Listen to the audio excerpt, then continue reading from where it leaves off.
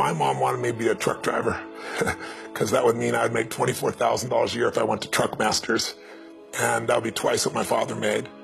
And she thought that would happen, but something inside of me said, I don't want to drive a truck. There's something else that matters more to me, and I decided I was not going to go for money instead of passion.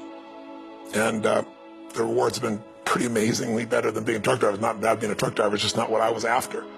And I look back, and one of the things that helped me was my original teacher, Jim Rohn, who was a personal development speaker I went to hear when I was 17. He said something the first time I heard him, and he said, you know, it's really simple. If you want life to change, you got to change. If you want life to be better, you've got to get better. It's the only way it happens. And luck will show up for people and it'll leave them. But if you're constantly improving who you are and what you give, game over. When people ask me, what does it take to be happy? I always tell them one word: progress. Progress equals happiness. Even if you're not where you want to be yet, if you're on the road, if you're improving, if you're making progress, you're going to love it. You're going to feel alive. On the other hand, it doesn't matter how successful you are. If you stop growing, you start dying inside. I've always had this belief: if you want to be successful at anything in life, never leave the sight of setting a goal without doing something that commits you to fulfillment. If you get, like, you're in state, right, when you do something. While you're in state, that's the time to commit yourself to something that makes you follow through. So I'd call somebody up, I'd schedule something, I'd lock in the next meeting, I'd sign up for the class, I'd enroll the guy who was going to mentor me, I'd set the meeting with a mastermind of people I met. I did something so that whatever I committed to, there was something when I went home that would pull me there. It's structure. This could be the greatest time you ever live if you control what you focus on, if you find a more empowering meaning, and if you decide to model the actions of those who succeeded before you. It can be the best financial time, the best emotional time, the best spiritual time of your life, but you better take control of your state. And if you think you're going to do it just by today, you're wrong. You're going to need to get yourself some rituals. Right now, every one of you in this room is controlled by your rituals. I don't just mean this one. I mean every morning you get up. I know your body. I can look at your body right now, and I can guess your rituals. Some of you, your rituals to work out 5 times a week, I can see it clearly. 4 to 6 times a week, it's obvious. Because you couldn't look like that if you didn't do that. Some form of workout. I don't care if it's walking, lifting, whatever. Some of you, it's obvious that lifting weights is part of it. You can see by that man's muscles. I know what his rituals are. Because your life comes from your rituals. If you don't develop the ritual, you're kidding yourself. How many agree with me on this? Raise your hand and say, I.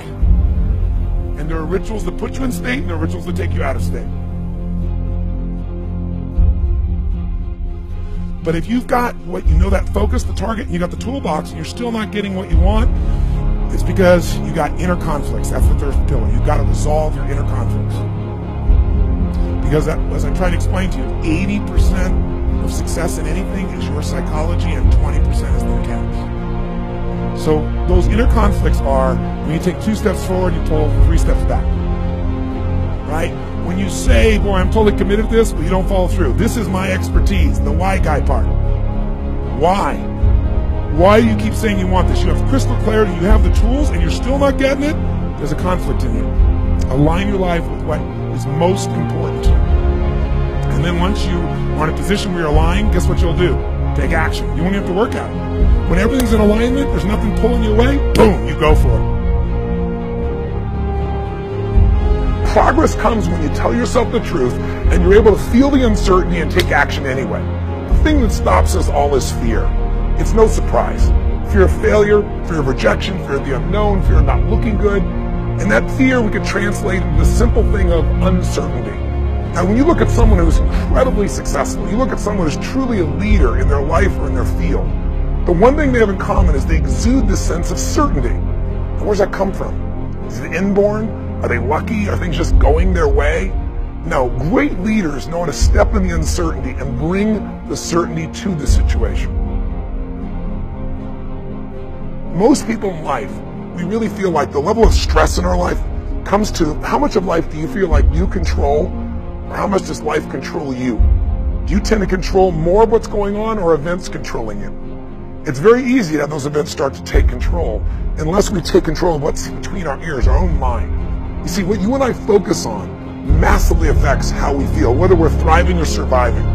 If you focus on what you can't control, If you focus on the past, if you focus on what's missing from your life constantly, that pattern of focus will make you frustrated, overwhelmed, depressed. It won't even matter if you're taking antidepressants. If you keep focusing on what you can't control, what's missing from your life, you're going to feel depressed still. You can take as many antidepressants as you want. Focus equals power. If you want to thrive, you got to focus on what you can control. You got to focus on the difference you can make. You got to focus on what's already in your life that you're grateful for. So you got to find a story that's going to empower you to act. A story that's going to get you to find the breakthrough. Because otherwise, with a lousy story, you'll never find the strategy, or you'll come up with a reason why it's too expensive, you can't get there, you can't access it, or you'll even get the strategy and then half-assed apply it just so you can reward your story that says it doesn't work because I tried it. Resourcefulness is the ultimate resource. And if you don't have what you want, stop telling yourself the story because you don't have the money, you don't have the time. That's bullshit. It's because you haven't committed yourself where you would burn your boats. If you want to take the fucking island, burn your fucking boats. And you will take the island because people, when they're going to either die or succeed, tend to succeed. But most of us give ourselves a way out, and that's why we don't have what we want.